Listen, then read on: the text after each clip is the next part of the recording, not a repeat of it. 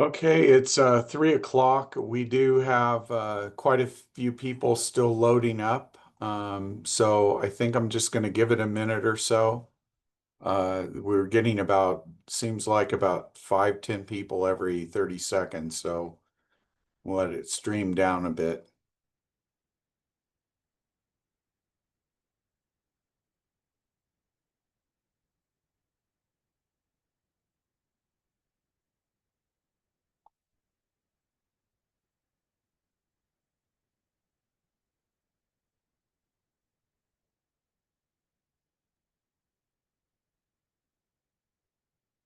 Good afternoon.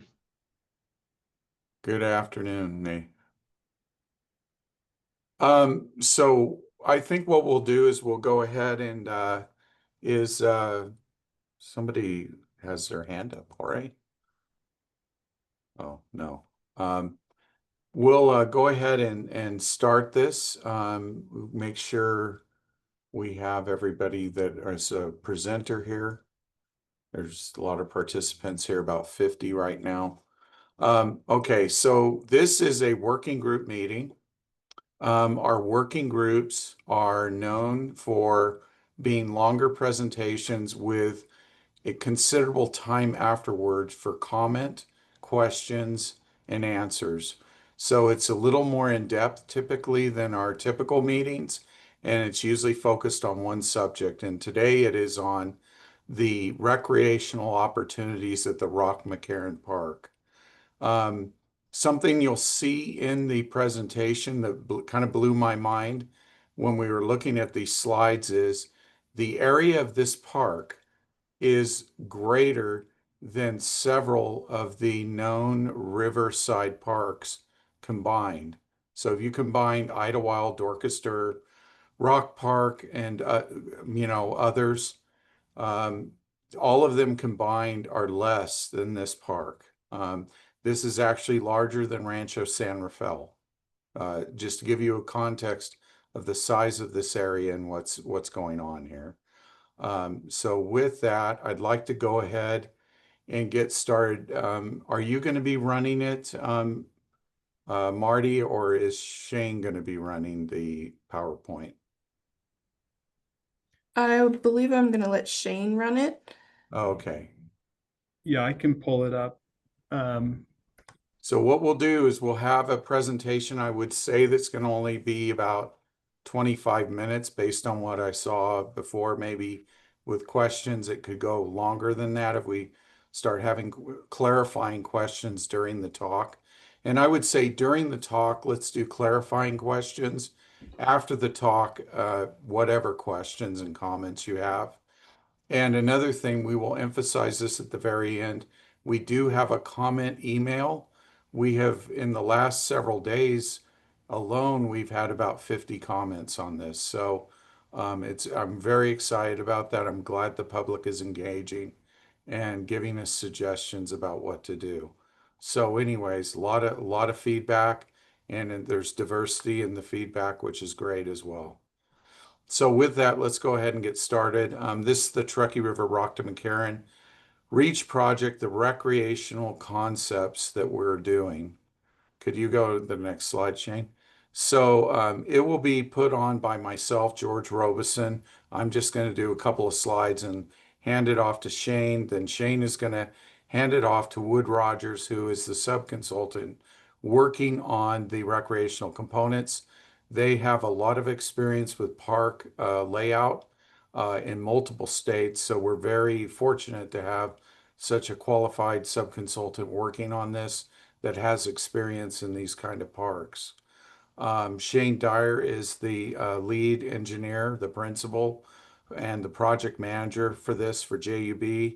And the project has a very extensive team of people working on it, probably over 30 people, because of all the diverse things going on in terms of hydraulics, geomorphology, levee design, geotechnical concerns in the ground, utilities, roads, all kinds of layout issues.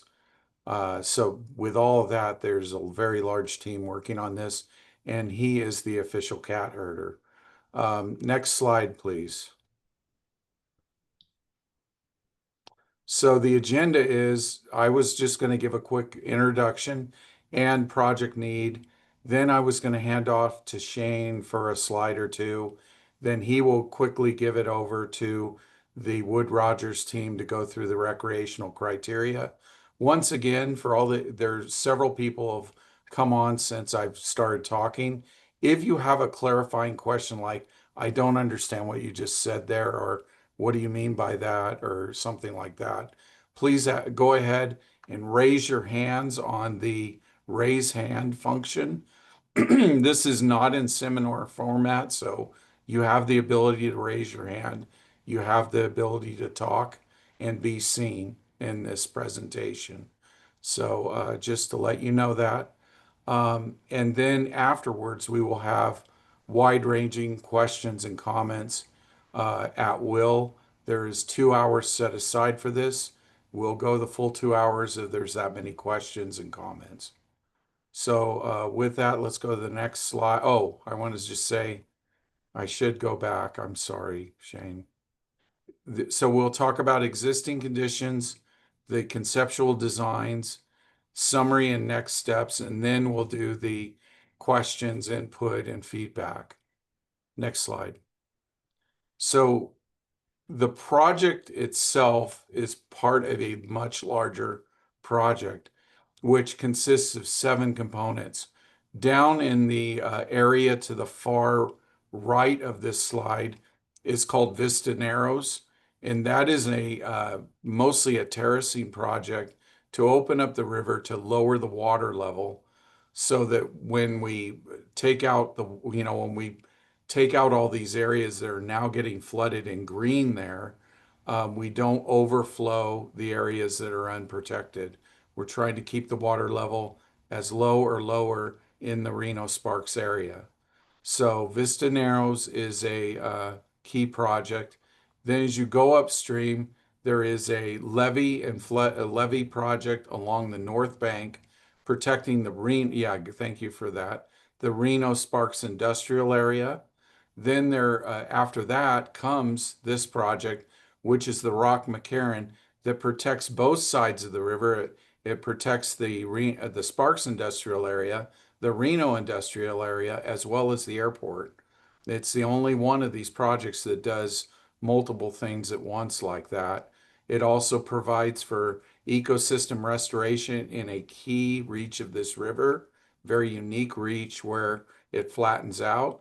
And so it's got a lot of geomorphology thought into this. And then right above that, we have the airport berm that is being looked at that would protect the airport and some of the Reno industrial area.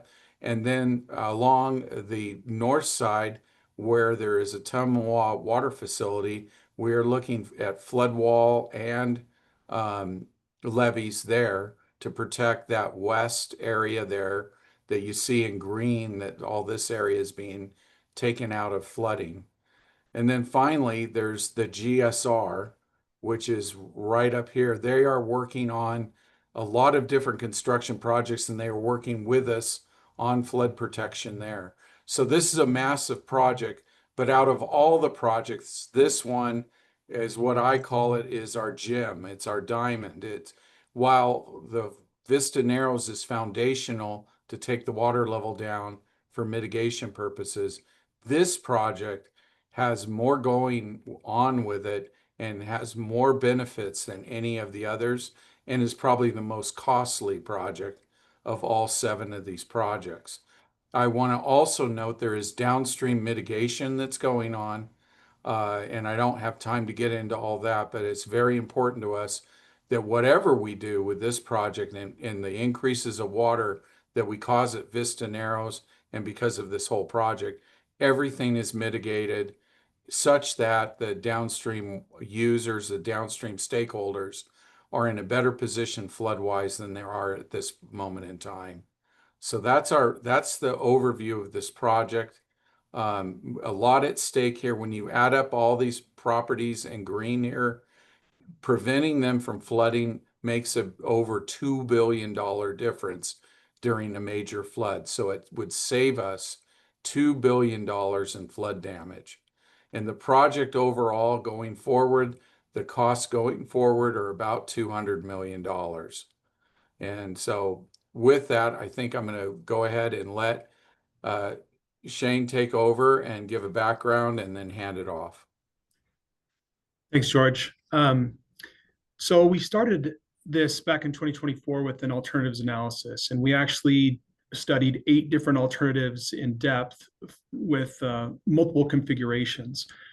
And there was a preferred alternative that came out of it, and it was selected with modifications. So we had a preferred alternative and some recommendations for making it better. So the board directed the team to proceed, which we are doing now, towards the 30% design. So we're in that region going from conceptual to 30% design currently. Back in May, there was another working group meeting where we actually presented that modified preferred alternative, and we showed the public. And I'm going to show you it right after this as well, so you can catch up if you didn't see it the first time. That presentation really focused on the flood and the environment, but today we're going to do the parks, and we got a lot of comments. And I think one thing to say is that we heard you loud and clear on the recreation, because there was a lot of comments. Even though we were talking about the flooding, there was a lot of recreation comments, and it's obvious that a lot of people care about what's going on at this park. So essentially, there's 2 concepts that have been developed that we're going to share today, and we'll get comments on those. So here, this is the modified preferred alternative. And what you're seeing here is the average low flow. So 350 CFS. This is what it will be like most of the time. You can see this is the existing river channel up against the bank over here. This is the new proposed river channel. And then everything in between is essentially now going to become terracing. So you'll see during like event, like a 5-year event, that the terraces will become inundated, whereas right now the river is completely incised, and like during events, it tries to stay in the banks, and there's no riparian zones, and the riparian habitat is not there. So essentially this design restores the environment, and it adds, the whole area becomes kind of this nature park. There's recreation trails that are proposed, kind of weaving in and out through the river areas that you'll see coming up. And an important element of this is a berm that it's tough to see. It's right along here, and it protects the more formalized recreation area from the storm during major events.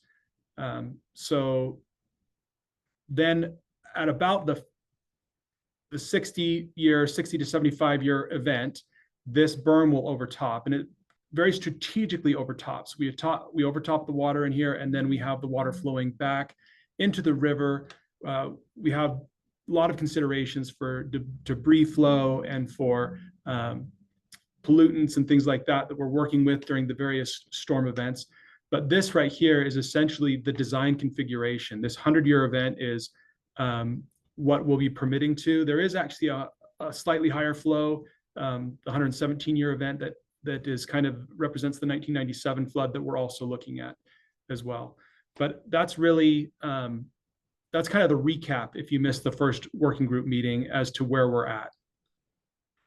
Now, for the recreation discussion, they're going to go over the existing criteria, conditions, some of the criteria that we're working with. And the recreation concept 1 is this nature park.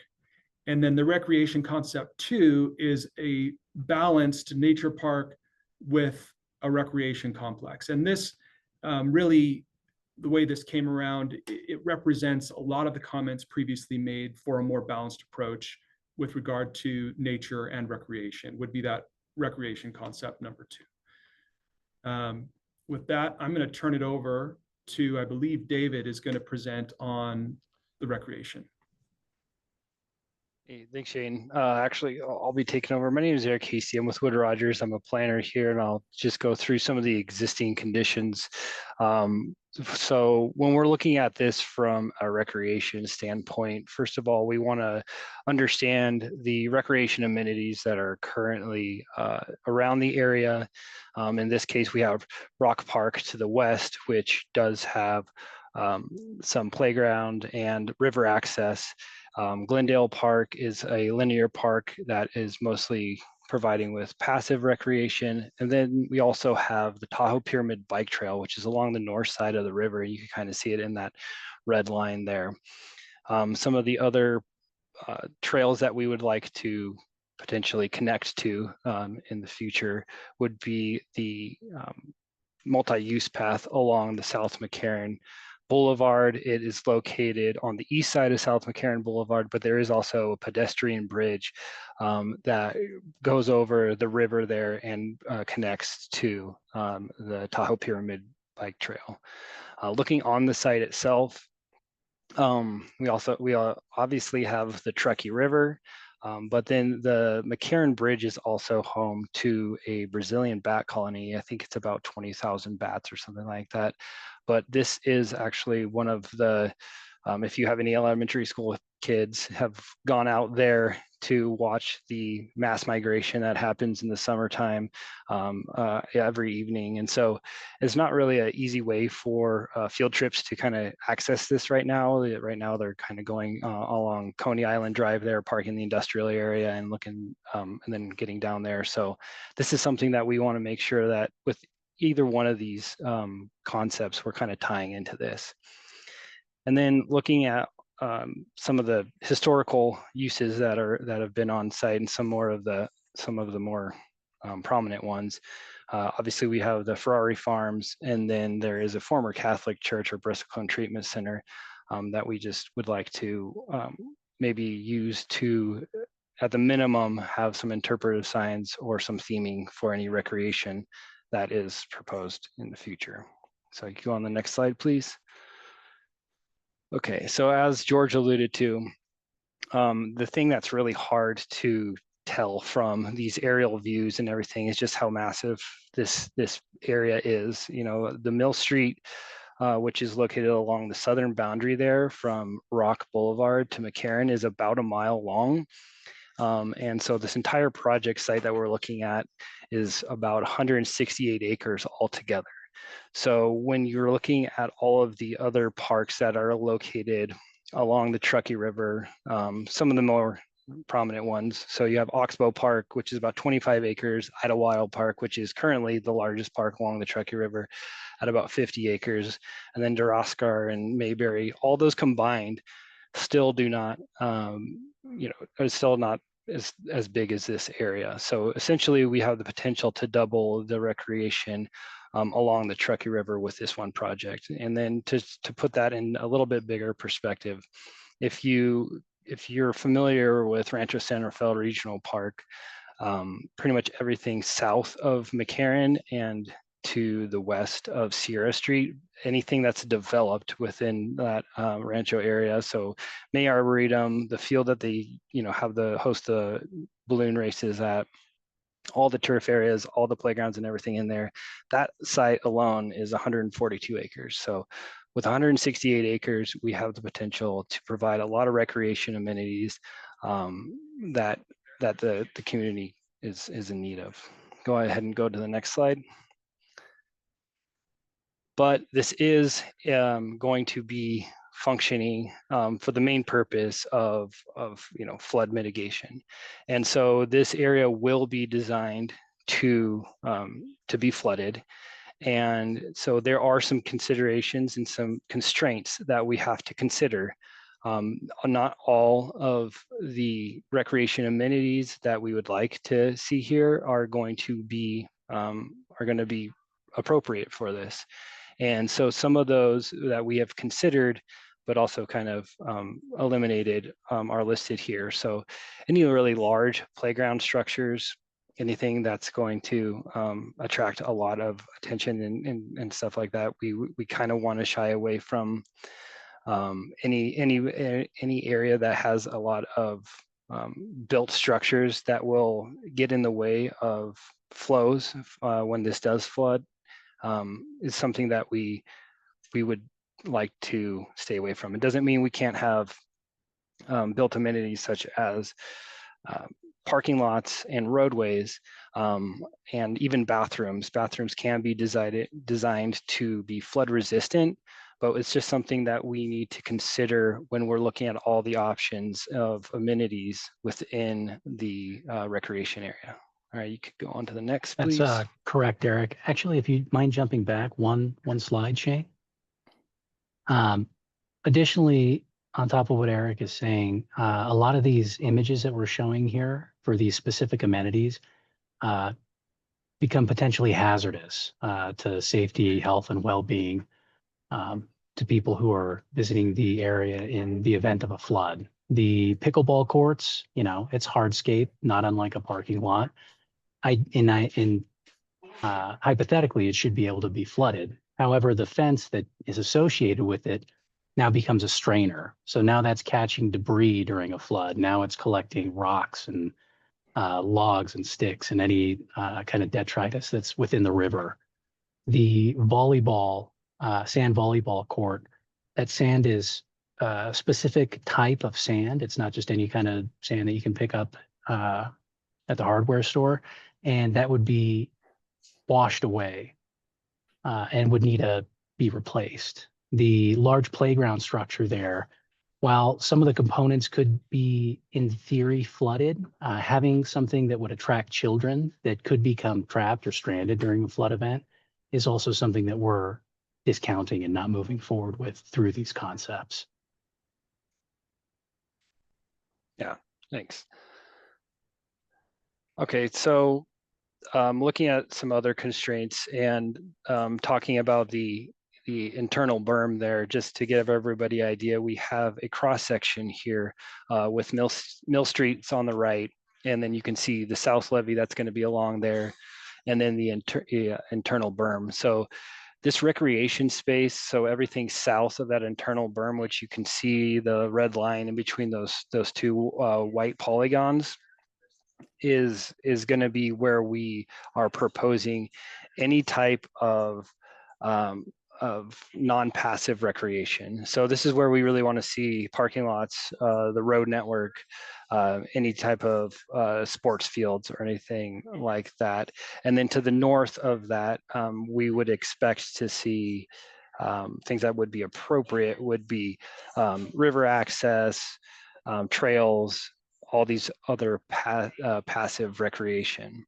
So for the two concepts that we have, and I'll throw it over to David here to go over those, just keep in mind that even though everything that's going to be south of that internal berm is going to flood less often, it is still going to flood, and anything outside of the levees is not anticipated to do that. So with that, I will let David go over the two concepts that we have.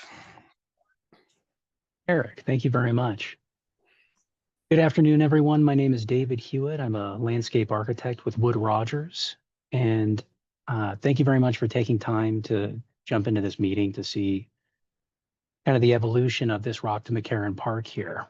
As stated, recreation is my bread and butter. It's my career throughout here. As Shane had stated initially at the beginning of this conversation, the primary goal of this project is to mitigate potential flood damage. And so that is what we're taking very seriously when we look at the recreation aspects of this project. If you take a look at the realigned trail to the north, that is going to be the northernmost levee that's protecting Sparks from overtopping, from floodwater overtopping there.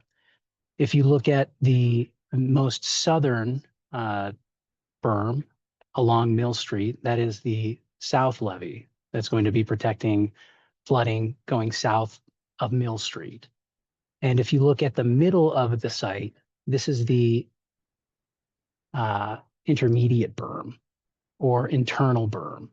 And so that internal berm for both of the concepts that we're going to review today is essentially the dividing line between the dedicated recreation space to the south, which is approximately 70 acres, and the Truckee River, the braided Truckee River flow pattern to the north, which is approximately 110 acres. And so 40% of this very large park is going to be dedicated to recreation, but the remaining 60% is going to be the rebraided river channel, with the idea to have that be a more natural wilderness type recreation amenities within there, similar to the Oxbow Park. And so, to jump into the concept here, south of that interior berm, we have a multitude of trails. Some of the trails are paved, some of the trails are unpaved. You can see from the site legend that we have in there. There's one point of vehicular access coming in off of Mill Street.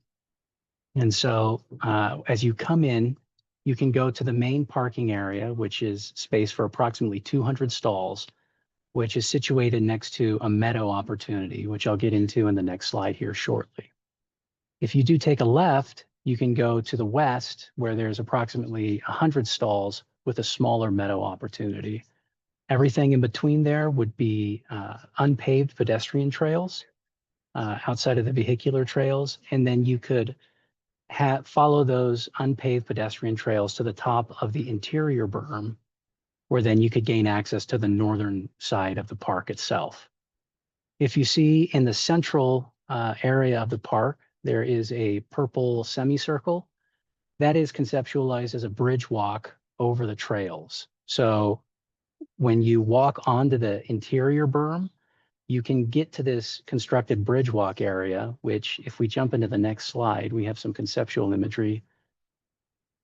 That bridge walk from the intermediate berm or the interior berm to the river trails would be suspended over the recreation area so that people can kind of experience the ecology, experience the ecosystem of this new Rock-McCarran Reach Park in a different way. It's going to bring you up into the trees. We could construct some sheltered bird blinds into it so that you can be within those blinds and really get a different view of the natural ecosystem than you typically would be able to. If you've had the pleasure of going to Oxbow Park, this idea was built off of the aviary, kind of the perch that they have there, where it's kind of the long ramp up to an area and you can overlook some of the ponds and just really get a good view of all the natural splendor that the Truckee River has. Additionally, I want to talk about the meadow opportunities with the grass and meadow plantings. This concept of the nature park is intended to be a very light touch. So 180 acres, approximately 180 acres of recreation dedicated to as natural a recreational system as we could get.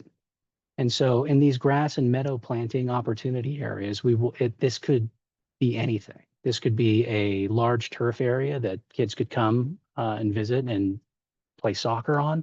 It could be a community fruit and vegetable garden, pollinator gardens, traditional Native American gardens where we're showcasing cultural practices of the First Peoples. It could be river-friendly yard design. It could be an exhibition space for more natural and native type plantings. Additionally, in the north of the intermediary berm or the interior berm, there is river access and trails that we would tie into where people would be able to interact with the river in a safe fashion. If we jump up to a previous slide, Shane, if you look, if you squint, you can see these purple asterisks along the river. We have 3 of them located throughout here. These could be potential river drop-in or takeout sites. The entire design team with JUB and Wood Rogers had a lot of fun kind of looking at these areas and just imagining what it would be like to, you head out on Saturday, you grab an inner tube, you go to the western part of the site, you dump in, and then you come out maybe in the middle, you come out maybe at the end, and then you could easily walk the trails back to go and do it again. And so we really wanted to kind of capitalize on just the natural beauty that's here at the Truckee River. Shane, would you mind moving forward 2 slides, please? Thank you, sir. We have some additional conceptual imagery here for the nature park for you to consider. If you look down at the lower left-hand image, this is one of my favorite kind of ideas here of having a river lounge, a river deck incorporated into it, where as we discussed during this presentation, the entirety of the park is going to be designed and built to flood. But we can't have any type of permanent structures within this floodable area. And just, I don't know, to me, the idea of having a kind of a boardwalk along the Truckee River that is clean and open and has a wide view shed of everything going on around it, just seems like a really cool, fun one. And so this is going to close out the nature park concept, and I will jump into the secondary concept, which is the nature park and recreation complex. So as we discussed, everything north of that interior berm and up the river to the realigned trail, it's more or less the same as the first concept here. What we're doing south of that interior berm, what we'd like to conceptualize for you, is turning this into a sports complex where we have 8 dedicated championship-sized soccer fields on the eastern portion, with a central core in between there. And what we mean by central core is kind of a sports complex, an amenity area, someplace where the restrooms are located, where concessions are located, restrooms, etc. If you've had the pleasure of going to Golden Eagle Park, something like that, maybe not that grand a scale, but just to kind of get yourself in the zone for kind of the championship soccer fields here. If we take a look in the middle of the site, soccer fields 9 and 10 are oriented in a what I would call an imperfect layout. Ideally, when you have a soccer field, you want to have a north-south orientation so that the sun is always to the south, and one team is always going to have a benefit and the other team is going to be at a detriment. But in soccer, they switch halfway through. And so 9 and 10 are oriented east-west due to the constraints of the site. In that area, those 2 championship-sized soccer fields can also be converted into 4 junior-sized soccer fields that are oriented north-south, so that they do have that perfect alignment within there, which increases the field capacity for specific youth soccer leagues. Over to the left, you can find 1 junior-sized soccer field. There was enough space for us to conceptualize a turf area within there. This could be practice field, junior youth soccer leagues could play there, etc. In the center part of the site, it's tough to see on this, especially if some of us I know are joining on phones or what have you. But this central purple area north of the red line is the linear park and trailhead.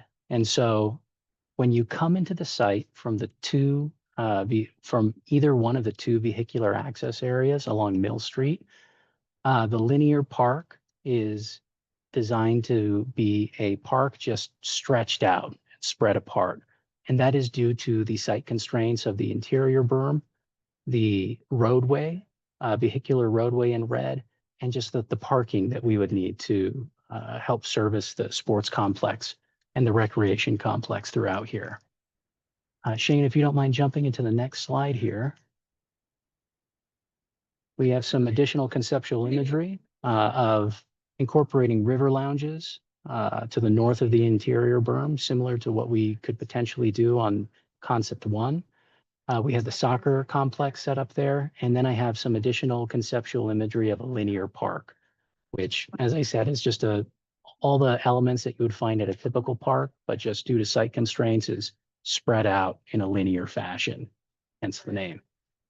If we jump into the next concept here, or I'm sorry, the next slide, we have some additional conceptual imagery for potential amenities. And so the idea of having a soccer fields within there could also, they're multi-use fields. So it could be soccer, it could be lacrosse, it could be football.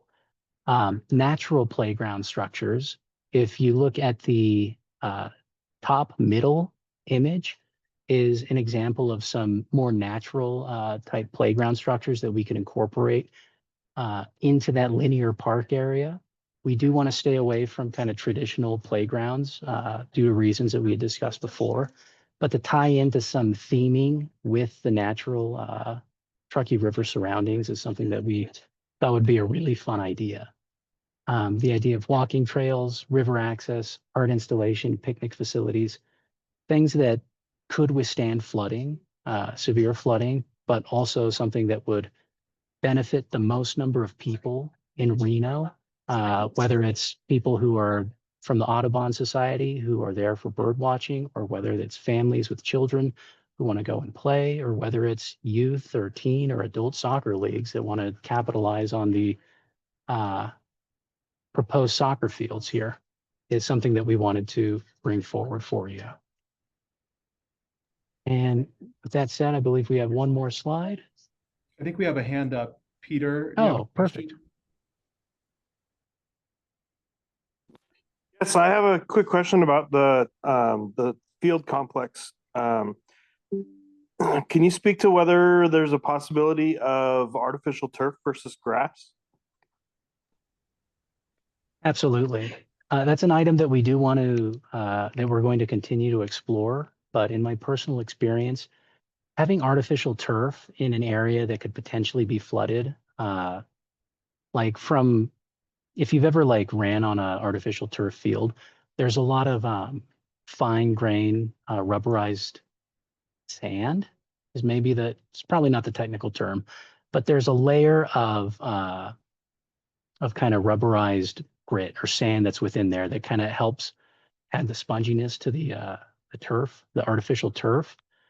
And then additionally, one thing that's not often talked about with artificial turf is that it heats up quite a bit. In the summer, if it's 100 degrees outside or 90 or 100 degrees, that artificial turf can heat up as much as the asphalt parking lot around it. And so it's something that we're discussing. There's been no decision yet, but there are going to be pros and cons to either idea.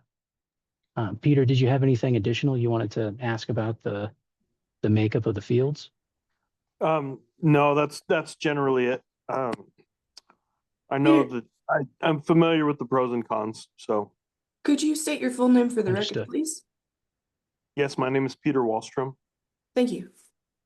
Peter, if you have a preference, I highly recommend making a comment at the end to that TURFMA email and talk about, what your preference is and why, so that we can take it into consideration. Very good. Thank you. Thank you, Mr. Wallstrom.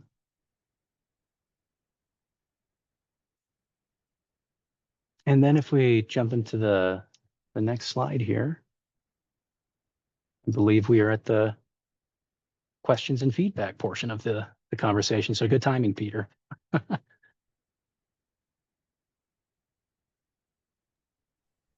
I saw Jerry's hand up. Seen a lot come in now.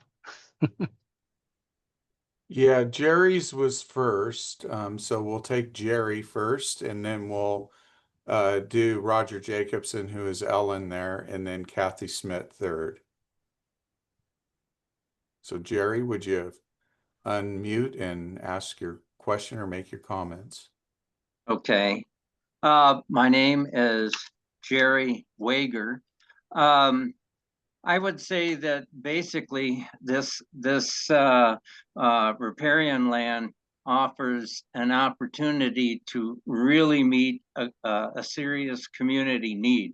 We haven't really built flat fields in almost a couple of decades. The ones we do have are often overprescribed, hard to maintain as a result. And there's a very real issue of putting in something that does not generate income, but Parks and Rec have to maintain it versus a facility that meets multiple community needs and generates the income to care for it. So, and not only simply to support parks programs, but obviously this offers the opportunity, much like the Moana Pool does, of holding regional sports meets. And that would provide an income to the larger community, both Reno and Sparks, particularly because of the location. So, we really haven't done much for the kids in this community for a very, very long time. And I think this really gives us a good opportunity. And, I thought your presentation was excellent. And the fact that 60% of this is basically remaining in open space and really improving the riparian area along the river to begin with. So it seems like it offers multiple benefits to the community and ones that are long, long, long overdue. Thank you. Thank you, and we'll have your comment as part of our comments as this is being recorded, or if you want to additionally send an email, please do to the email address that's here on the slide. Roger, would you like to chime in? Yes, I had a couple of quick questions. The first one was, since we're involved with bike riding, are these pedestrian only trails or can bicycles ride on it also? The trails, the three main trails, the berm, the internal berm, the two levees, the side levee, the main side levee are definitely bike trails. Some of the internal trails up by the river may or may not be bike trails. That's to be determined. Where you're getting in the trees and in side channels and stuff like that. Maybe So, not. and then the other one was where the trail goes across McCarran. Does it go under McCarran or over McCarran? It goes under the current concept we have is to go under McCarran it does go already under McCarran on the north side, but also to go under McCarran on the south side and then pick up the bridge. There is a pedestrian bridge east of McCarran Boulevard to be able to use that to, access the main trail, the main Pyramid Lake Tahoe Trail. So we want to make sure it's all interconnected that way. So that's the current concept that we have No. in that area. Also, wondering about when the entrances come off from Mill Street. I saw David, when you were talking earlier, that those were going in there. Those go in, make a quick right turn. I don't understand how the roads are coming off from Mill Street with that kind of a system. Shane, would you like to address that one? Yeah, thanks.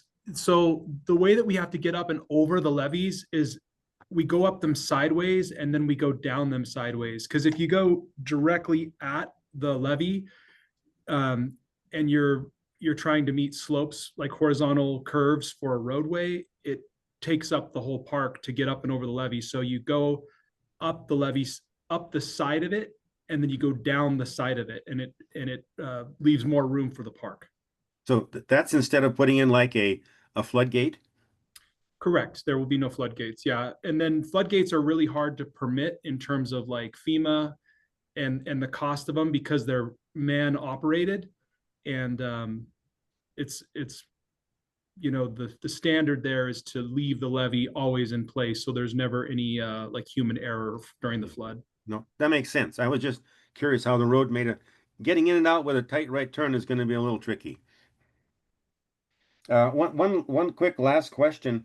I was wondering if you had, David, when you drew all this, if you had considered using the 1.5 acres at 5305 Mill Street for the future park maintenance and education program. As you know, there's two buildings there that have been totally refurbished, and you mentioned earlier about a community garden. There's a large community garden with about over a dozen fruit trees, lots of grapes, and a lot of gardening. For sure. We know there are a lot of well-loved areas within this park itself, but as we had stated, the main recreation was a secondary thought on this. The primary thought for the concepts here was to maximize the flood mitigation, to use as much of the park as possible to maximize the flood mitigation during a storm event here. And so as a result, like areas that we might have wanted to keep or items that were on site that we might have wanted to capitalize on, there just wasn't the adequate space with the primary driver being protecting the area from catastrophic flooding. Have you identified a place for the park maintenance and education programs? Negative. There is plenty of space within both of the concepts for expanding upon those. Thank you. Thank you. I'm much obliged. Kathy, would you like to make a comment or ask a question? I'm ready. Let me just get to my comments here. Thank you to everyone working on this important project. The Truckee River is vital to our community, and we have a responsibility to be good stewards of the water, wildlife, and land along its banks so it stays healthy for generations to come. The 18-mile section of the Truckee River that runs through Reno and Sparks has been developed and degraded for far too long. The Rock-McCarran project provides an opportunity for much-needed restoration and more natural flood control. It would be a disservice to say that flat recreational fields for tournament use by out-of-town teams in this space will benefit the community.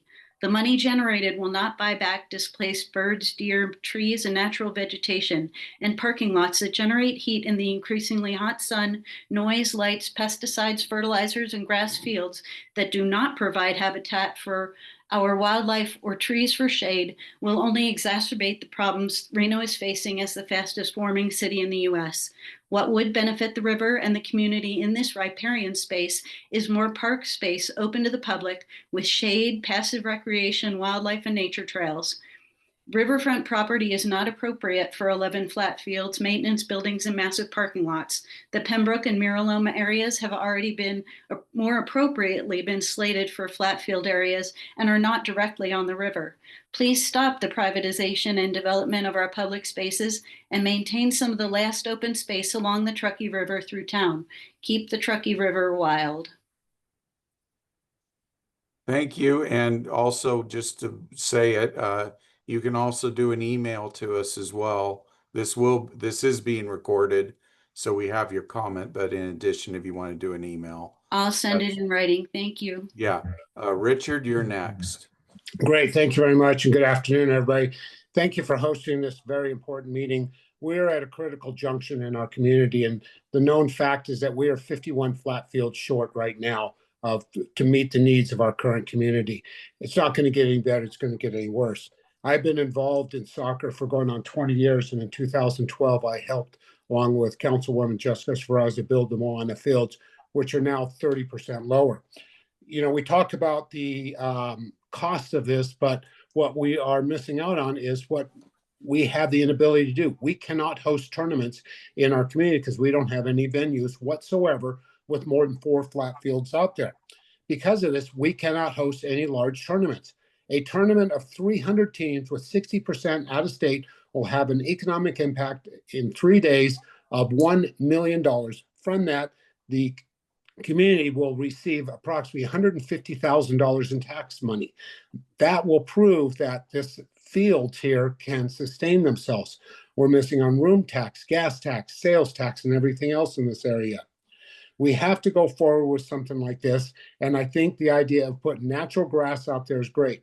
As much as I like artificial turf, it's expensive, it's hard to maintain, it has higher temperatures, and in the case of flooding, you have those large sheets of astroturf that can get picked up and dislodged in other areas downstream. So I think the natural grass is the way to go. I like concept 2, and I think we can incorporate both natural walking trails as well as 10 to 12 flat fields in there. And I'm not talking just soccer. I want to throw in lacrosse out there, flag football, rugby, and other flat field users. This concept looked good. The parking is there, and we need to realize that we are 51 fields short. It's getting worse, and I appreciate all the work that you guys are putting forward. I have submitted an email to you reiterating this, and again, thank you. Have a great day. All right, thank you. Next up is Nicole Harris. Nicole, you're muted. You'll have to unmute yourself. The mute button, that's the red button there. Okay. First of all, I want to thank you for hosting this as a Zoom meeting, as this is my first exposure to this project. I think that It has a lot of merit. I believe we should have some more meetings so that we can elicit more input from different communities. My question is, of course, what are the next steps? Where are we going next?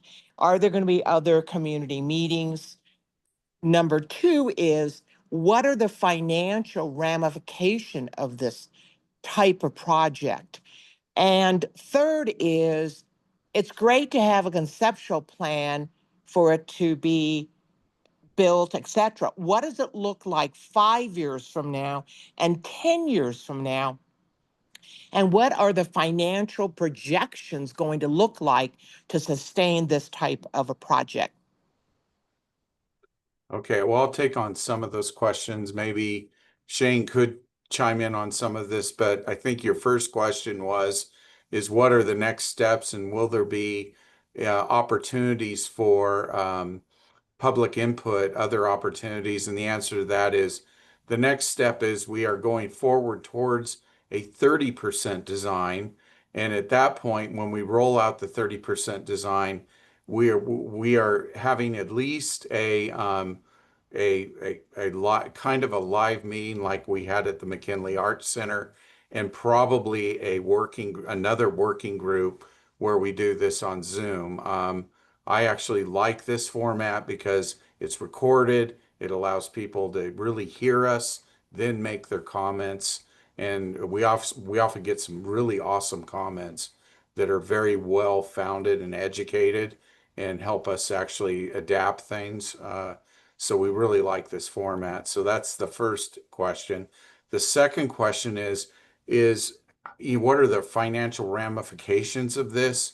This is part of a larger project. It's, like I said, the cost forward of everything put together is roughly 200 million. We have been saving money during COVID and during some other areas from our basic, what am I trying to say? Our from our regular money that comes in every year. So we have saved about $70 million, and we are trying to do Vista Narrows first. We are at the 65% design on that, and we're waiting for permitting to go to final design and actual construction. So once we do that, this would probably be next, and that's why we want to get this up to 60% over the next several months. And at 60%, we'd also have more time for comments and meetings, like another working group and another open meeting where we show up somewhere and have people that want to walk in and talk.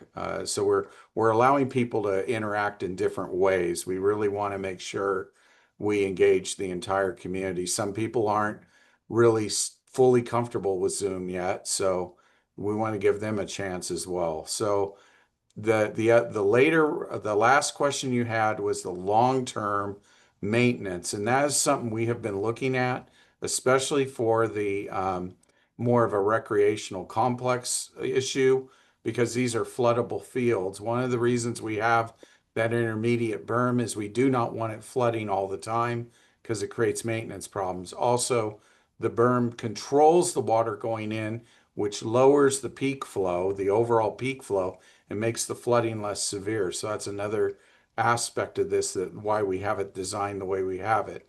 As far as long-term maintenance, that is a TURFMA thing. We would maintain our projects, and we're that is something that's not fully worked out yet because that comes after construction of this, but it is something that we would work out over time as we decide on which option and how we're going to do this. I hope that answers all your questions. You had a real long list of really good questions. Thank you. Thank you very much.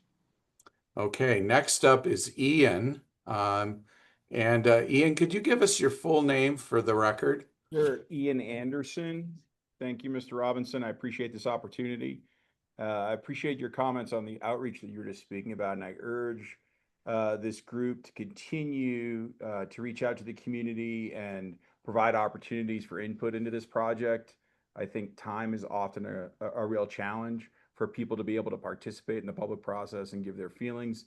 about this project.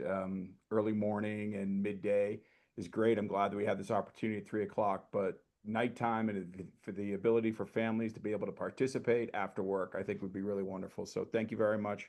Appreciate that. And I also want to thank you all for this flood mitigation. The two plans I think are great, and I really appreciate the opportunity to review them and give some comments on them. From my perspective, the highest and best use of this land is the flood mitigation, and then the balanced approach, being able to have the nature park and the recreation complex. I just think is a brilliant way to use this land, this 186 acres. The balanced approach allows us to meet a need that's been stated pretty significantly since 2008. Richard Jay's been working on it since then, as had many of the youth athletic families and leagues.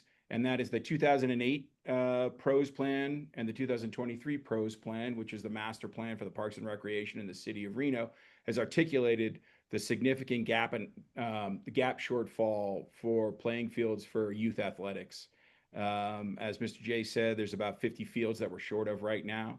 This would go a long way to helping us move forward and provide opportunities for local families. We have about 5,500 local families that are playing right now youth athletics. So that's football, soccer, lacrosse, all sorts of sports. And the biggest impediment to growing that number is lack of fields. So the lack of fields don't allow us to grow these games as much as we should. I think we all believe deeply in the the increased educational outcomes when kids are playing sports or other activities. And so we think it's the best use of this land is to sort of support families and children as we move forward. One other thing to consider is that the locations of the current fields where we play, lacrosse plays up in Cold Springs, which is a beautiful facility, but it's significantly far away for many families. Golden Eagle's another wonderful facility, again, a long way for many in the Truckee Meadows to get to. South Valleys, again, on the south end of the Truckee Meadows, is another wonderful park, again, far away. The central location of this is really a pretty incredible opportunity for us to serve all the families in this area. I think that this does a great job of keeping, I appreciated the earlier comment of keeping the Truckee River wild. I spend a lot of time fishing on it, and I think that this mixed plan of the balanced approach with both the nature park and the recreation complex does that. We have Oxbow Park already. This park, in addition, we've just got Rosewood to the south, which is another amazing riparian area that's got great fishing and wildlife and waterfowl and things like that. And then obviously McCarran Ranch to the downstream from here provides another amazing opportunities for families and people to be able to access and recreate on. So I think that this balanced approach does a great job for everything. And again, thank you for the opportunity to do this. Real quick, before we keep going, I want to direct you guys to, there are some questions in the comments. And thank you, Ian. You have anything else? No, I'm all set. Thank you. Thank you. Jerry, you had asked, would the sports field option preclude kayak tubing recreation in any way? Not to my knowledge. I haven't seen many kayaks along the Truckee River, but my family and I have only been here for 4 years or so from Arizona. But it shouldn't exclude tubing from the river drop-in sites. I've been on the river on an inner tube myself, so. Okay. Tina, you're up next. We have your full name, so we don't need to do that rigmarole with you. Okay. All right. Thank you very much. And also I have to thank you for the quality of your program and that you've made every effort to be clear about what you're doing and to take into account considerations. My concerns that I already did email you briefly about was I wanted to know who's going to own this park. Is this something that the flood project is going to become another park administrator? I asked how much water was available for the development, particularly when you have fields, they require a lot of irrigation. And also, what is going to be the cost of managing all of this and how is it going to be paid for? Those are my concerns. If you have a natural park, you can have a lot of wildness, but it looks to me as if there's a lot of cost involved in all of these fields. I was also concerned about what else could be used on those fields year round. I know that the baseball field near me at Rancho becomes a dog park at a certain part of the year. But I think one of my concerns is the fact that the use can be so limited on them. And I'm also concerned about, I assume they all had to be fenced. And that's another way of preventing access if that's the goal. So my questions are probably maintenance and cost right now for you. And well, those are my questions. Okay, there were a lot of questions and I think I almost got lost in them. Okay. I really wanted to get your first question. I remember that now, but I can't remember the first question. Getting to cost, this is a very expensive project. I mean, we're looking at probably a $60 million project just for this project. And we because these are floodable fields and they are actually helping with the flooding, whether it's a nature park or more active recreation like a sports complex, that is actually part of a flood project. So it's part of our flood project. How we would maintain that. Oh, your first question was who owns this? Great question. And we have not determined that. That would be our board will get to determine that. Our board of directors, which is city council people from both cities and also two county commissioners, so 6 people, would determine in the end who would own that. We are in active talks with Reno because it is within the Reno city limits. And because of their work on Idlewild as well as Wingfield, etc., they seem like a natural fit to be managing, especially the south of the river part of this. Um, so that's that's one option. If it was more like a natural park, it would probably fall to us or perhaps the county. But that's conjecture right now. We don't know until we make these final decisions. So I'm sorry I can't tell you that yet.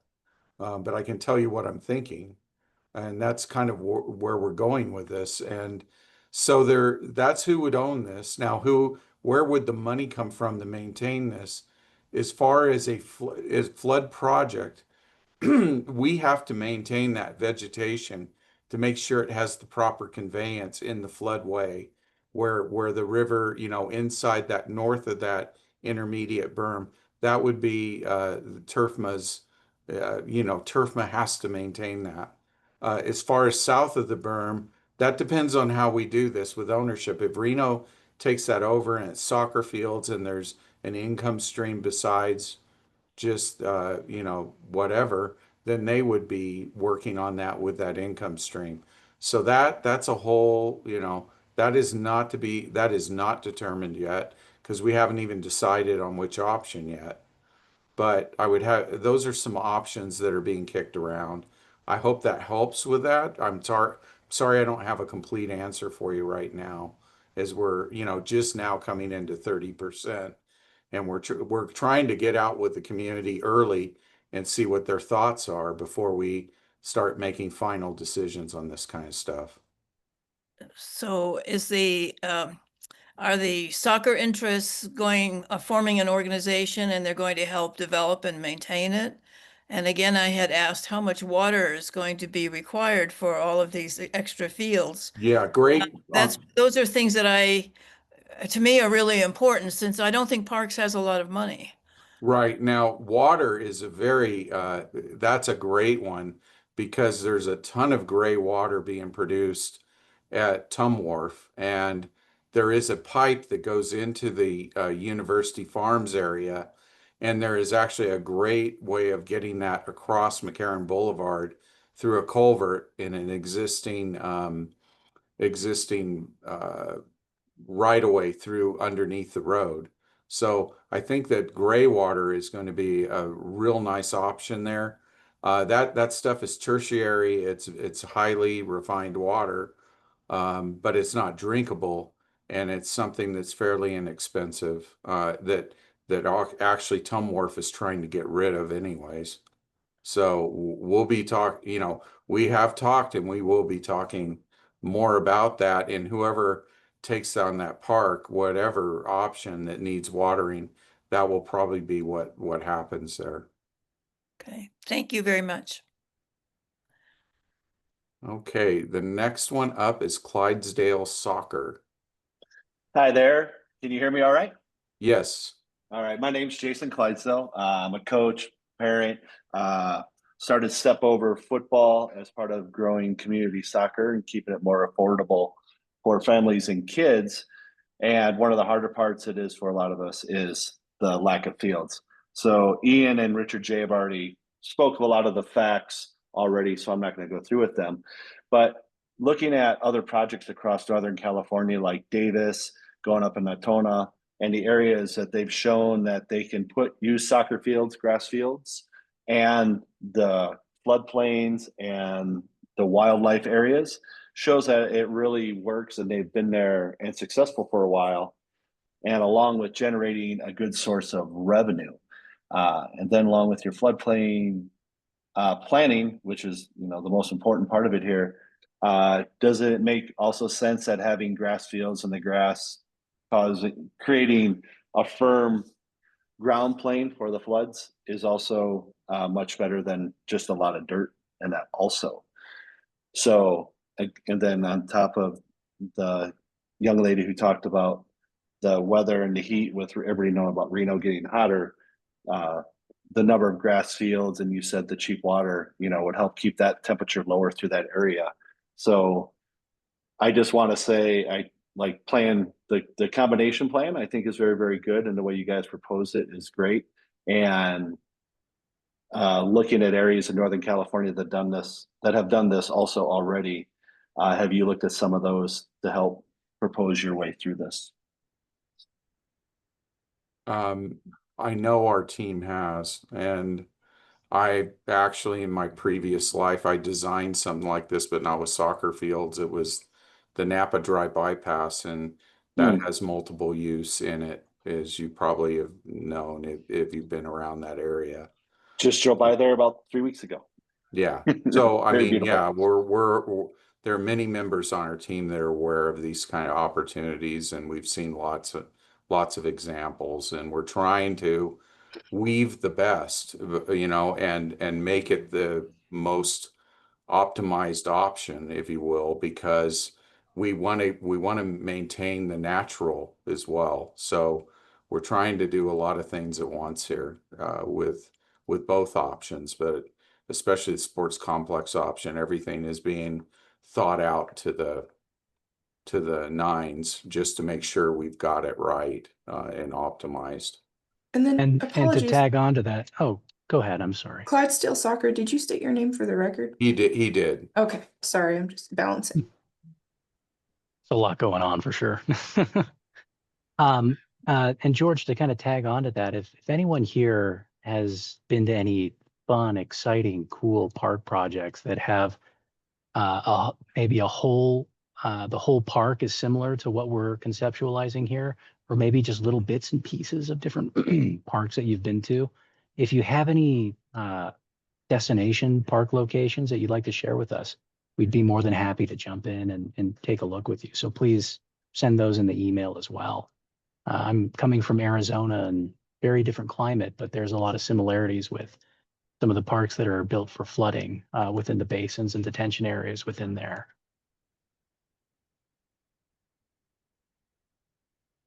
Great. Looks like we have Peter on a second round. Yeah, I got a couple questions. My first one is, what's the time frame for choosing between the two choices? Well, what I'd like to do is, based on what we get for comments here, and if there's any clarity starting the form, we will analyze what we're getting, We're also getting a lot of emails. There was a post in the comments that showed how many emails we've gotten. So we need to ingest that, analyze it, and based on that, we may have more public outreach before we make a final decision. But we would like, I am shooting for an October meeting with our board and to also give our board a little more information before they make that decision on, what kind of option they have, looking at. It would probably be one of these two options though, that probably would be implemented. But that's something that probably is going to happen in October, but we do have time. We want to make sure we capture the public sentiment before we do that and also properly inform our board. Okay.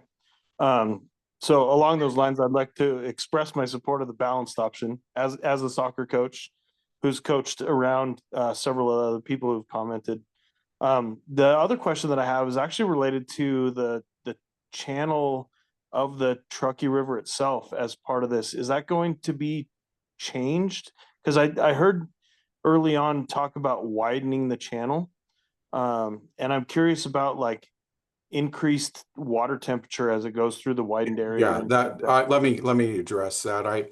When we say widen the channel, we mean widen the flooded channel. So like when it's flooding, when it's a massive flood, sometimes the channel is confined, and so the water comes up out of the channel and floods the neighborhoods, right?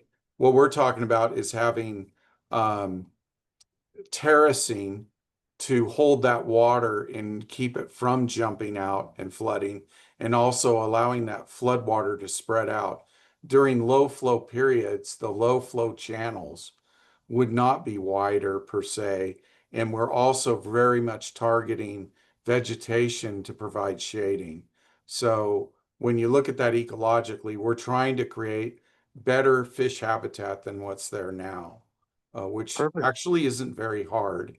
And we are changing the channel a lot, because for one thing, with all the work upstream that we're doing, and that's why we showed that one slide, cutting off all that water that was going to the airport and the industrial areas, keeping it in the river, there's 8,000 more CFS.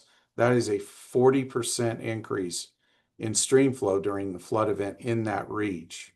So we want to make sure we capture that water correctly and run it in a sustained way that won't damage everything. So yeah, the channel is modified, especially during flood flows. But if you remember the slides that Shane showed, where during low flow, it is very tight and narrow. And that's the idea behind that, is to keep it cooler, because that's one of the concerns on the Truckee River is stream temperature. Got it. Very good. Thank you. Okay, so next up is the Lahontan Audubon Society. Hi, my name is Diane Wancone. I'm with Lahontan Audubon. And I understand there's a lot of great comments from people who are pro soccer fields, and I'm just here to kind of represent some of the pros for a nature park. And I do have a couple of questions, and I'll try to break it down so that you don't have to try and keep track of all the questions all the time, all at once. So, I do have a couple of great examples of multi-use parks from California that I've been visiting, and I think it'd be good to maybe take a look at. One is Heather Farms Park in Walnut Creek. Another one is the Rock Quarry Park over in Fremont. The Rock Quarry Park does actually include flooding periodically, and they close trails periodically. So it's something to take a look at for multi-use and how an urban area has dealt with flooding, how it's incorporated flooding, and how it's kept the public safe. Heather Farms Park is a park that has multi-use, so it includes some sports fields, but it also includes a lot of natural areas. It includes a community garden, includes a rose garden, it includes cultivated gardens that are very beautiful to see, including some small art that is great for the kids, and natural paths that are really fun to explore. It beautifies the area. They do have a community building, which I understand is not compatible in the flood zone, but you do have Mill Street just on the opposite side, which is commercial. And this park is used a lot for weddings. It's used for public gatherings. There is an income level that can be brought in when we bring beauty into our neighborhood. A lot of the cultivated gardens, they're promoted and funded by donors who have their names on plaques or in stone or on art benches. And it's just a great way to beautify a section. And I think that, although I understand that ball fields are super important for our community as our community is growing, I am sort of questioning, this is my first question to you, why you're thinking about putting this in an area that's planned to be flooded, because it seems like a lot of maintenance. That where the ball fields are, they would be flooded about once every 50 to 60 years. That is a maintenance activity, but it's not very frequent. The ball fields would be designed to be flooded, and the bathrooms and things of that nature would also be designed to be flooded. That's why some of those features we said don't put them in there, because we don't want things that would have massive damage from flooding that would cost a lot to repair after a flood. So that's the idea with that. Your suggestions on parks, though, that's great. My daughter actually lived in Walnut Creek for a while, so I'm actually familiar with one. I'm not familiar with the Fremont one, but that is a good template to think about things that we can do. And I know that Wood Rogers will be interested to see that if they haven't already, and they might have, but I don't know. Okay, So- and then my second of three questions. So someone mentioned fences around these ball fields, and of course there's going to be nets and lighting and all that kind of stuff. Is that an issue with flooding and potential debris? I'm going to defer that one to Wood Rogers because I'm not, I didn't know that there would be fences around the fields, but maybe I just didn't, I overlooked that or something. Can Eric or David handle that? Yeah, George, negative. There was no intent to have fences around the soccer complex or the soccer field. Okay. Okay, great, thanks. And then my third concern is with that pedestrian trail that's going under the bridge. We already have one pedestrian trail under the bridge. And what I can see, we have a really unique bat colony under that bridge. And yes, it's great to have students be able to see it, but I also see that when there's a lot of traffic on the pedestrian trail, and there's a lot of noise, those bats are really disturbed. Flights also disturb the bats. Can we put in another trail on the side of the bridge where the bats are hanging out and not cause abandonment of the bats? Because I think we could be potentially losing a really important source of our bat colony, a source for education and education of how smart urban construction can also be balanced with wildlife. Yeah, and that's a great question. That's something I know the environmental part of the team we're scheduling a meeting with NDOW about that, to discuss not only like, continued use, but also during construction, what we might do, what season to construct, things of that nature, what constraints we could do. Is there a time, do they need a dark time? How long is that dark time? When you get into the details of it, it's stuff that might be mitigated, but it might not be mitigatable. But we're still in the, kind of in the research phase of that right now. Right now, our concept is to have a south trail because then we connect to the bridge and then have it all connected with that bridge on the east side. But there's also the idea that you could put gates on that thing and close it down during certain times of the year where they're more sensitive. So there's a bunch of things to think about there. And we are going through that process right now. So I don't have a definitive answer for you, but those are things we are considering that you're asking about. Okay, thank you. And I appreciate that you are considering overbank flows for the Truckee River. That's a natural dynamic process that helps our river maintain its health. And, as a member of Audubon, I will reiterate that many of our birds are on the decline. And one of the best things we can do is to maintain their habitat, preserve their habitat where we can. So I encourage you to keep on doing what you're doing. And, the more you can include our native habitats and less non-native turf or non-native plants or non-native or just hard surfaces in general, it's better for our wildlife. Thank you. Thank you. I'm going to go ahead and go to Valerie Anderson because Peter, you've had 2 times up. You were on my first on my list, but Valerie's been waiting patiently. I actually forgot to lower my hand. Sorry. Okay.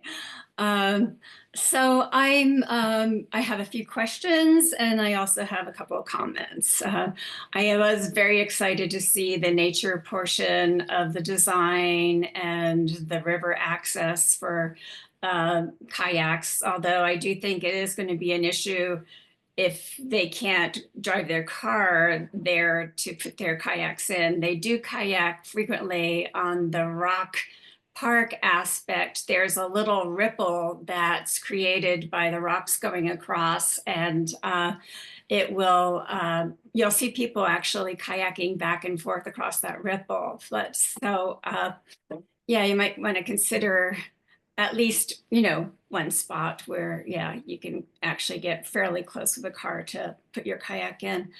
I am concerned about the soccer fields and just the impact it will have on the birds and the bats in the area. And I'm wondering if they are built, are you considering like dark sky lighting, organic fertilizer, all the impact of any of those chemicals that would have on the river?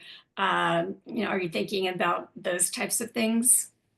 Yeah, I'm gonna go ahead and let Shane answer that one. I kind of know the answer, but I think I want him to talk some. So let him answer that one.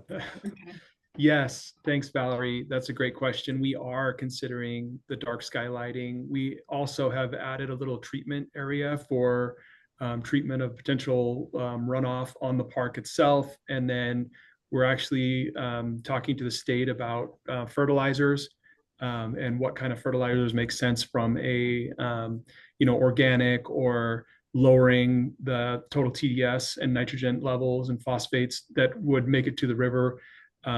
So we're very concerned. We're making sure that if we do these fields, that we're going to do them in a very sustainable manner. And then the night sky, yeah, we have special lighting. We've talked with this special lighting company that actually their lights they have this technology where they like stop the light at a certain place, like they can really fence it.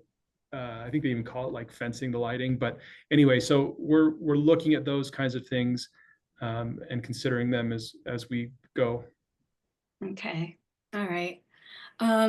Also well, I don't know if it's for you or who, but how many parking stalls would there be if all 11 courts were, what I counted was something about 1,000 parking spaces.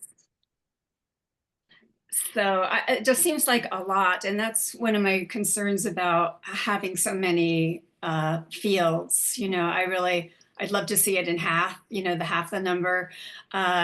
Just again, the imperviousness and just all of that, hard space contributing again to global warming and, lack of trees and that type of thing.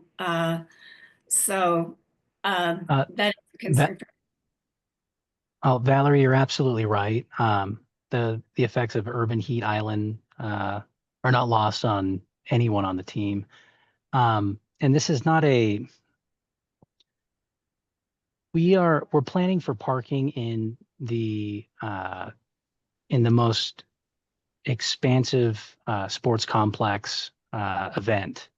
So we want to be sure that there's enough parking for all of the fields to be activated and usable during a hypothetical regional or larger tournament event that's bringing in people from all over the country here to Reno, here to the Sparks community.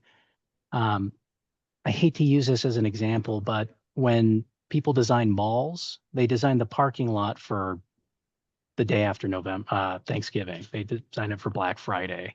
90% of the time, that parking is not as packed as it needs to be. And we have to do a similar thing where we want to provide the appropriate facilities here within this area in the event of kind of the ultimate sports complex, to answer your question there. Additionally, the inclusion of, I mean, you're right on, you're dead on with the parking question there.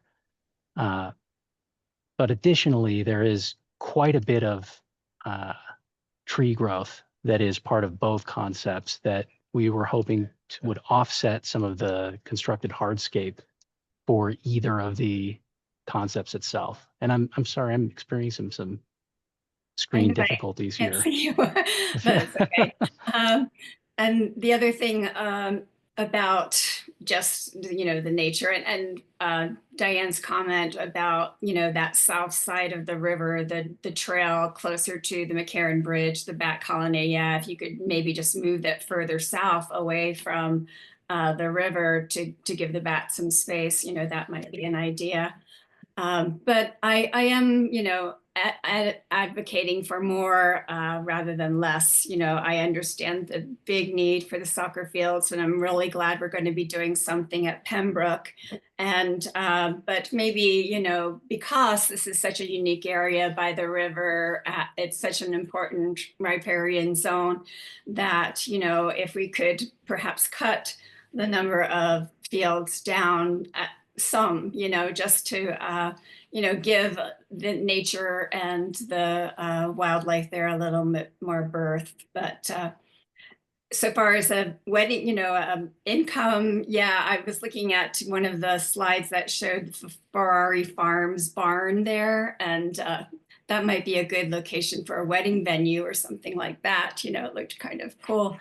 But yeah, we don't have many areas. We've got you know, Duraskar, Mayberry, and Oxbow, fairly natural along the river.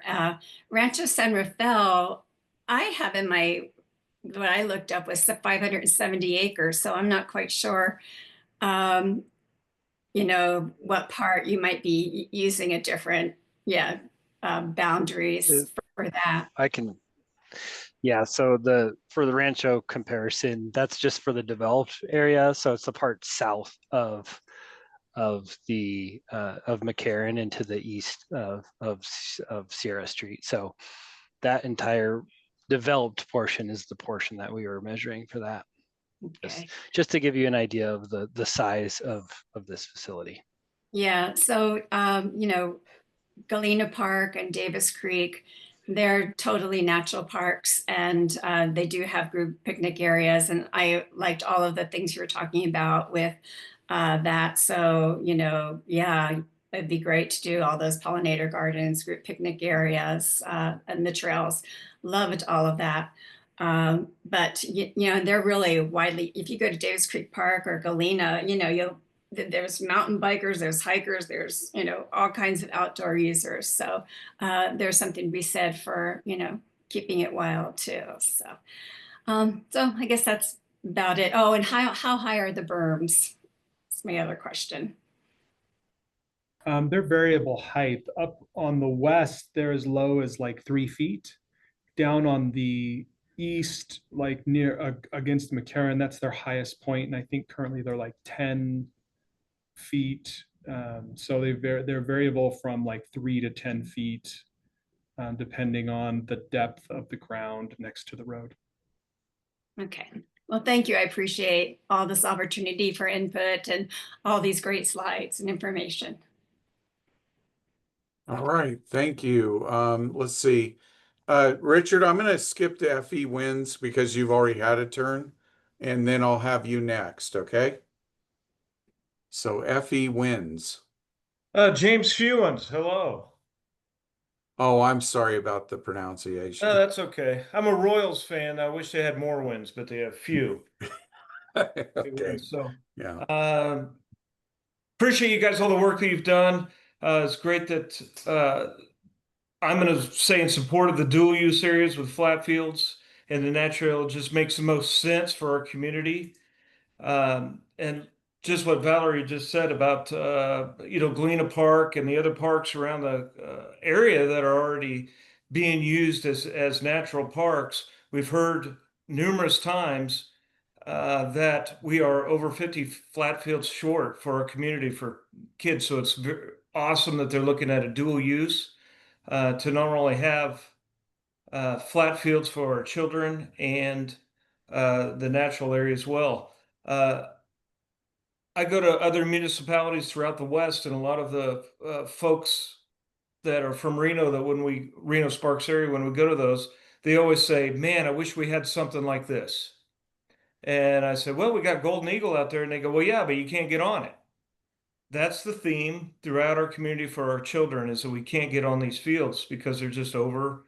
There's such a need for them, and I would hope that you guys would look at that as such a need for our community. Even with, we've heard Pembroke a couple times and different things. These are 12 fields. We're 50 plus short. So this is going to help that. It is not going to solve the problem. And typically, I think it's a great idea that a lot of these flat fields aren't going to be used in the winter. And that's typically, in my 25 years that I've lived here, is when the flooding typically happens, is more in the winter time, when these aren't going to be used as much. So the dual use to me is the best asset used for our community.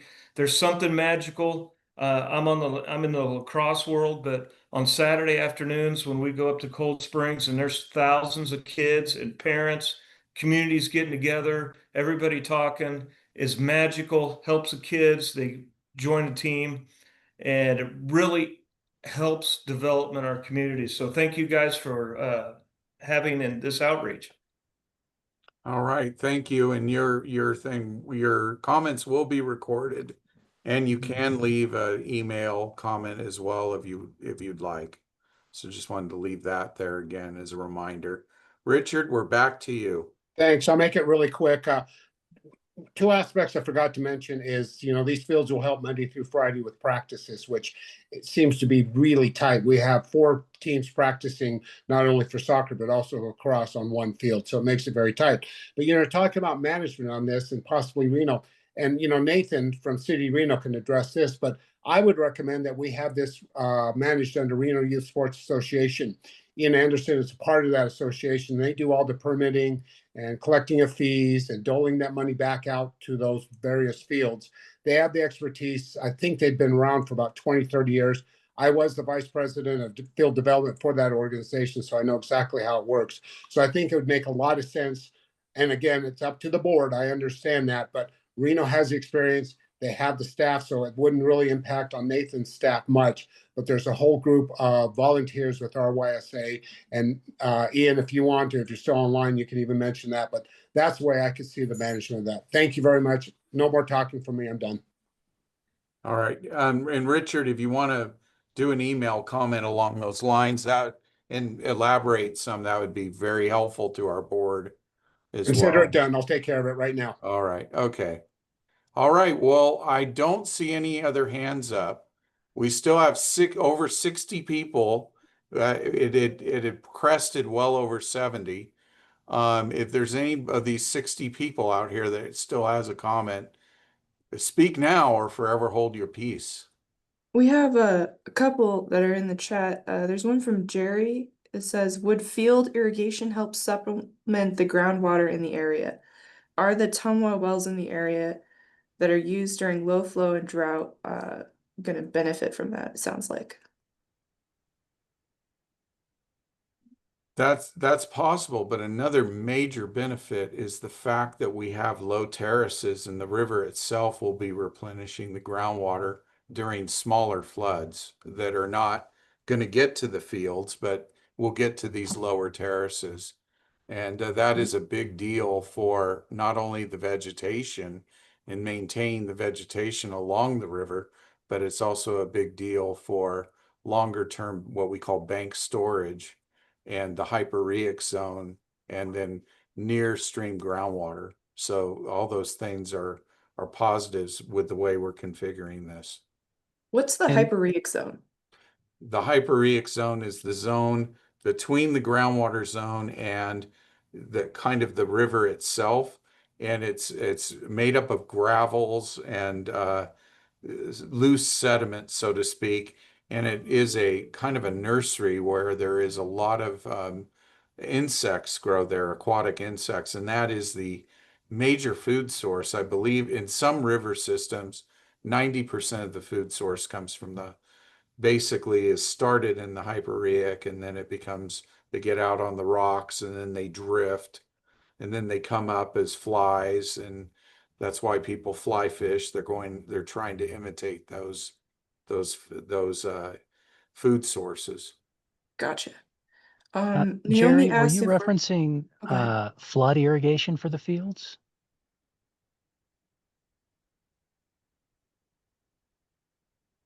This is not, this was a post, so it's something that He was may not be previously written. Yeah. Understood.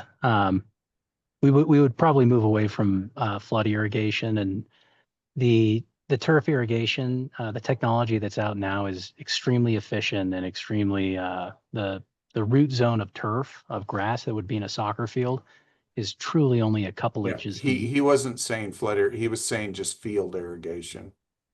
Jerry, go ahead. Understood. Thank you. Yeah, I'm there. I thought, you know, we rely on groundwater quite a bit during low flow periods and particularly during drought. And I thought any type of field irrigation would help basically, you know, add to the groundwater storage in that particular area. I would be surprised if Tacoma doesn't have some wells in that general location to help during drought. And I really, really am glad that you brought up whole gray water issue, because that is such a great option to be able to use that for irrigation. Okay, thank you. Thank you. And Naomi asked about if the written comments are going to be posted. At some point, yes. Not exactly sure how and where yet. The board will actually have access to these, and at that point, it'd be a public record, Naomi, Councilman Doer, and so yeah, they will be posted at some point, and they would be posted before the October decision that I was talking about. Okay. And then I guess I can just restate for the record that we had several comments come in through email prior to the meeting. And that was 51 in favor of the recreation complex and nature pack, 6 in favor of the nature park, 2 neutral, and that's a total of 59. Yeah, and there were many comments before that on our alternative design that actually Yes. were more nature park oriented. But there's a lot of diversity in comments out there. Even people that are pro complex and nature park, they have different approaches. And we really like all the diversity of comments so that we can look through them and kind of get ideas and work through our design. Go ahead, Sinjin.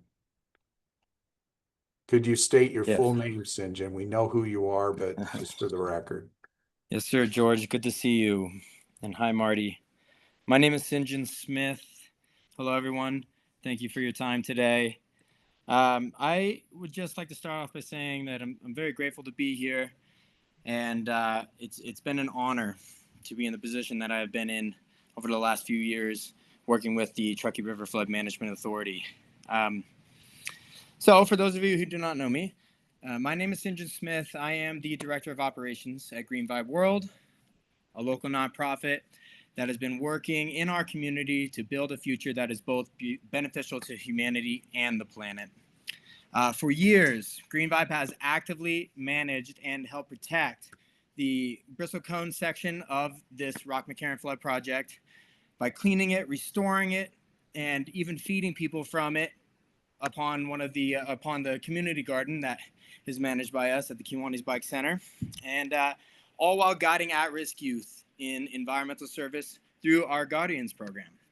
So we have seen firsthand what this land can do when it's treated not just as a parcel for development, but as a living ecosystem with deep community value. Today, I'm here to share a vision, one that we hope will be received in the spirit of collaboration, a vision that is proposing something along the lines of a public school of nature. I believe we have heard many great ideas and concepts for this humongous, crucial piece of land for our community. And why not take a holistic approach to it all? One that models and lives in harmony with the land, sustains the existing farmers, empowers the youth, and still provides space for recreation and play. As one who is one of the few less than 10 professional mixed martial arts fighters in our community, I have been a professional athlete for 11 years. I'm all about recreation and play and understand its value for our youth in our community. But I also see how the vision the current vision can propose unnecessary destruction of the irreplaceable farmland and ecosystems that are already serving the community. We believe sports and sustainability can coexist, or I believe that sports and sustainability can coexist, but when thoughtfully planned with respect for the lands and for respect for the land's natural intelligence. Excuse me. So my proposal just integrates all the farming, not all the farming, but the regenerative farming that is there, the land stewardship that is happening daily, the wellness and ecological education alongside with the recreation zones that have been proposed is a great low impact way to use and model this, this 100 and I've heard of many acres now, 140, 160, 180 acres of land where we can really grow food, still strengthen our community, strengthen our athletes, learn and move with purpose, and live in balance with the earth. I'm not here to say no. We're just here to offer a broader yes as a potential vision and idea, one that uplifts youth, protects the farmland, supports recreation, and ensures this land serves not just today's generation, but generations to come. Thank you all. I hope you all have a wonderful rest of your day, and thank you for hearing me. All right, thank you, Sinjin, and your comment was recorded and will be part of the record. Yeah. All right, anybody else? Sinjin at the very last minute raised his hand. Okay, I think that we're just about done then. Thank you all for participating in this. The people that stuck all the way out, all 50 of you, 52 of you. And I really appreciate the comments and your interest in this project. And we will make more forums available for people to learn more about the project and comment on the project. So thanks again. And thank you to Wood Rogers, David, and Eric, and also JUB, especially Shane, for putting together this presentation so people could get a better understanding of what these concepts are. Thanks again, and once again, we will be having more opportunities for input in the future. With that, I think we're done. Yep. And if you guys have any other emails to send us, please send them to trfma@washoecounty.gov. All right. Thank you. Bye, everybody. Have a great day. Thank you so much. Thank you. Bye-bye. Thank you, everyone.